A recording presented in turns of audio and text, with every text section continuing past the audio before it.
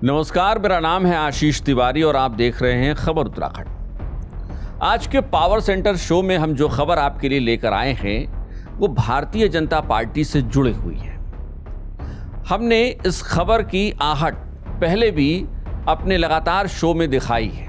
जो दर्शक हमारे शो में आते हैं उनको हमने इस खबर से एक तरीके से कुछ दिनों पहले ही वाकिफ कर दिया था और अब लगता है कि जो खबर या जिस खबर की आहट हमें मिलने लगी थी वो सच होने लगी है। आज बात इस पावर सेंटर में होगी बीजेपी में आने वाले भूचाल की। हम ऐसा क्यों कह रहे हैं इसे आपको सिलसिलेवार समझाएंगे और आपको समझाएंगे कि ये आहट कैसे दिख रही है, इस भूचाल की आहट कैसे दिख रही है और क्या सिर्फ एक ही जगह पर दिख रही है या कुछ और जगहें भी हैं जहां से इस भूचाल की आहट महसूस हो रही है। सबसे पहले आपको हम एक वाकया बताते हैं। दरअसल हाल ही में उधम सिंह नगर में बीजेपी के विधायक अरविंद पांडे को लेकर बड़ी चर्चाएं हुई। अरविंद पांडे पर एक महिला ने अपनी जमीन कब्जाने का आरोप लगाया, हंगामा मच गया। इसके बाद अरविंद पांडे भी सामने आए। अरविंद पांडे ने बाकायदा प्रशासन से यह कहा कि अगर आपको लगता है कि हमने जमीन कब्जाई है तो आप उसे वापस ले लीजिए। ऐसा लगा कि अरविंद पांडे बलिदान या कुर्बानी देना चाहते हैं या फिर एकदम पाक साफ होना चाहते हैं। इसके बाद एक और कहानी में ट्विस्ट आया। इस महिला के, जिस बुजुर्ग महिला ने आरोप लगाया था, उसके कुछ दिनों बाद एक शख्स सामने आया और उसने अरविंद पांडे के एक बेहद करीबी शख्स पर आरोप लगाया कि उसने भी जमीन कब्जा कर रखी है। अब आपको खेल समझ में आने लगा था। एक पहले अरविंद पांडे पर आरोप लगता है, उसके बाद उनके करीबी शख्स पर आरोप लगता है और उसके बाद जो कुछ हुआ उसने सबको हैरान कर दिया। दरअसल अरविंद पांडे पर एक आरोप लगा है कि उन्होंने सिंचाई विभाग की जमीन पर अवैध कब्जा कर रखा है। आप सोचिए, एक विधायक जो कैबिनेट मंत्री रहा है लंबे वक्त तक और बड़ा चेहरा है उत्तराखंड में भारतीय जनता पार्टी का, उस पर यह आरोप लग रहा है कि उसने सिंचाई विभाग की जमीन को कब्जा कर रखा है। इसके बाद बाकायदा सिंचाई विभाग और तमाम स्थानीय प्रशासन के लोग अरविंद पांडे के घर पहुंचे। अरविंद पांडे के घर पर बाकायदा नोटिस चस्पा की गई और उनसे कहा गया कि जो जमीन आपने कब्जा कर रखी है इसे खाली कर दीजिए। जाहिर सी बात है कि एक बहुत बड़ी बात थी, किसी विधायक पर इस तरीके का आरोप लगना और उसी पार्टी के विधायक पर जिसकी सरकार।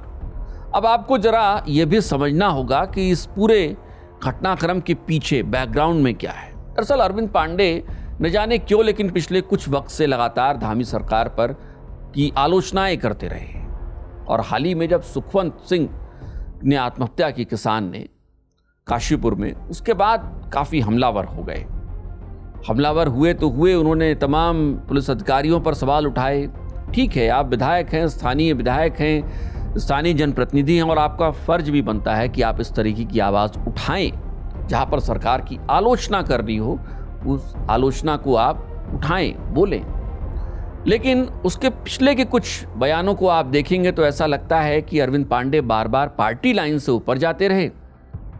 आलोचनाओं को उन्होंने आलोचना से ज़्यादा शायद कैबिनेट में जगह न पाने को लेकर उन्होंने शायद ये सब कुछ किया, ऐसी आशंका जताई जाने लगी। और इसके बाद ऐसा लगा कि दो धड़े हो गए हैं। उधम सिंह नगर में, जहां से खुद मुख्यमंत्री का गृह जनपद है, वहां पर भी बीजेपी में दो धड़े हो गए हैं। उधम सिंह नगर में एक तरफ अरविंद पांडे खड़े हैं और एक तरफ धामी जी के साथी लोग खड़े हैं। राजेश शुक्ला जैसे विधायक खड़े हैं, या वो तो पूर्व विधायक हैं, माफ़ कीजिएगा कि इस वक्त अभी वो विधायक तो नहीं है, लेकिन वो अपने को विधायक संगम मानते भी नहीं हैं, इसमें भी दो राय नहीं है। तो ऐसा लगा कि दो धड़े हो गए।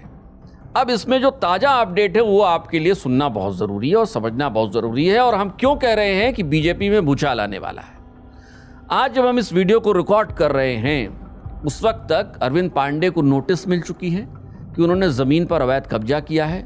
उनके यहाँ सैकड़ों लोग इकट्ठे हो चुके थे जब हम ये वीडियो रिकॉर्ड किए हैं, उससे कुछ घंटे पहले तक। उन्होंने अपना बाहुबल दिखाया एक तरीके से कि भाई हमारे साथ इतने लोग हैं। और अब त्रिवेंद्र सिंह रावत जो इस राज्य के पूर्व मुख्यमंत्री हैं और बीजेपी के हरिद्वार से सांसद हैं, वो अरविंद पांडे से मुलाकात करने पहुंच रहे हैं उनके घर पर। और ये बाकायदा प्रोटोकॉल जारी हो चुका है, उनका शेड्यूल जारी हो चुका है कि वो गूलर भोज जो अरविंद पांडे का घर है जहाँ पर, वहाँ उनसे मुलाकात करने जाएंगे। और जो खबरें हैं, सांसद अनिल बलूनी भी वहाँ पहुँच रहे हैं। और यही वो बात है जब हम इस बात की आशंका जता रहे थे कि बीजेपी में कुछ बड़ा भूचाल आने वाला है। एक तरफ अरविंद पांडे हैं और उनका सपोर्ट करने के लिए त्रिवेंद्र सिंह रावत हैं और अनिल बलूनी के भी पहुंचने की संभावना है।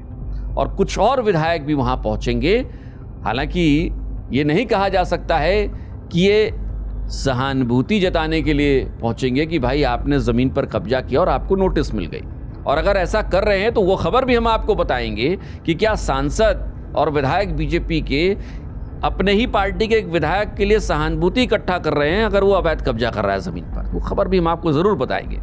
लेकिन जो खबरें हैं वो यही हैं कि त्रिवेंद्र सिंह रावत पहुंच रहे हैं, अनिल बलूनी के पहुंचने की खबरें हैं, कुछ और विधायकों के पहुंचने की खबरें हैं। और ये सब कुछ जब हो रहा है तो आप समझिए कि उधम सिंह नगर में बीजेपी में दो फाड़ होने तय मान लीजिए।